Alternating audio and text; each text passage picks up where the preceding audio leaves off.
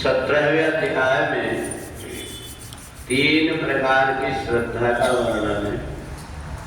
ये शास्त्र विधि उत्सृज्य यजन्ते श्रद्धान्विता तेषां निष्ठा का कृष्ण सत्वमाहो रजस्तम।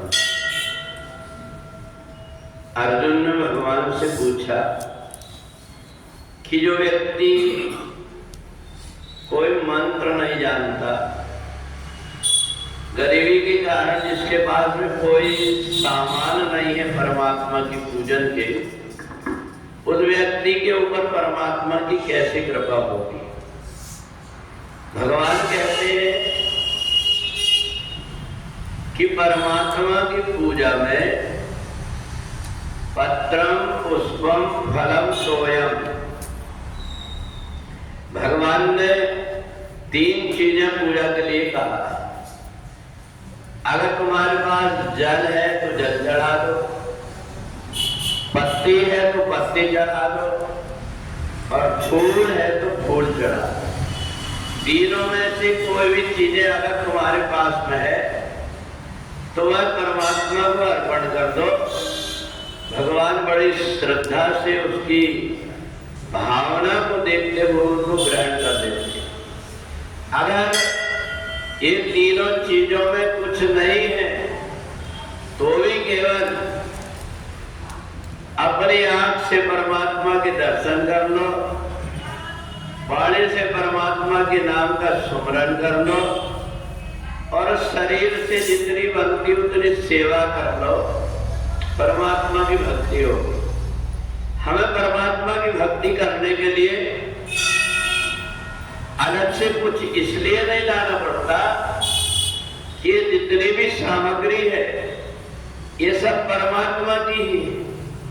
अगर हम अपने माता पिता की जेब से 10 रुपए की नोट निकाल लें और उसमें से 5 रुपया उनको दान कर दें कि हमारे तरफ से दान, तो माता पिता उसकी अज्ञानता को देख करके हंसते।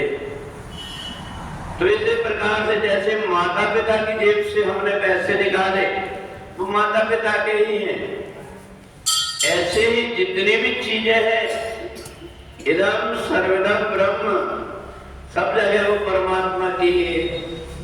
तो परमात्मा की वस्तु अगर तुमने परमात्मा को दिया भी तो उसमें तुमने अपनी तरफ से क्या दिया। हाँ, तुम इतना कर सकते हो कि शरीर परमात्मा ने दिया तो इस शरीर का उपयोग तुम परमात्मा के लिए कर सकते हो। पैर से चल करके सत्संग में चले जाओ, वहां जाकर के वाणी से कीर्तन कर लो, कान से परमात्मा के चरित्र को सुन लो, तुम्हारी ये पूजा हो गई।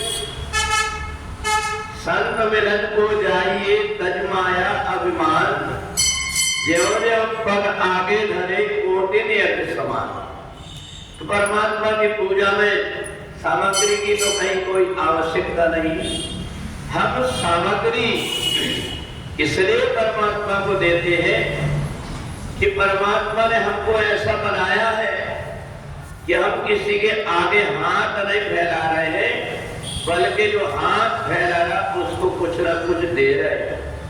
हमको परमात्मा ने देने लायक बनाया और जिनको परमात्मा ने लेने लायक बनाया है वो देने के लिए हाथ फैला रहे। इसमें भी अंदर एक तो वो व्यक्ति है जिनके पास सचमुच में कुछ नहीं है और वो हाथ फैला रहा है कि दे दो, और एक वो है जिनके पास है इसके बाद में भी उनकी आत्मा शांत नहीं, दे दो करके और जब करते तो भगवान कहते हैं सबसे बड़े भिखारी वो है जिनके पास में मैंने दिया हूं इसके बाद में भी उनकी आत्मा संतुष्ट नहीं। और इसलिए सतोगुणी, रजोगुणी और तमोगुणी ये 3 प्रकार की श्रद्धा का वर्णन है। अब इसमें हम कौन सी श्रेणी में आते हैं ये हमारा व्यवहार बताता है। इसलिए शरीर के द्वारा तीन प्रकार के तप जो बताए गए हैं 17वें अध्याय में। शरीर के द्वारा जो कुछ भी हम परोपकार और सेवा करते हैं ये शरीर का तप। वाणी के द्वारा हम किसी से ऐसी बातें ना बोले, किसी के दिल के अंदर कोई ठोस पहुंचे, दुख लगे, ऐसी वाणी ना बोले तो वाणी का तप हो गया।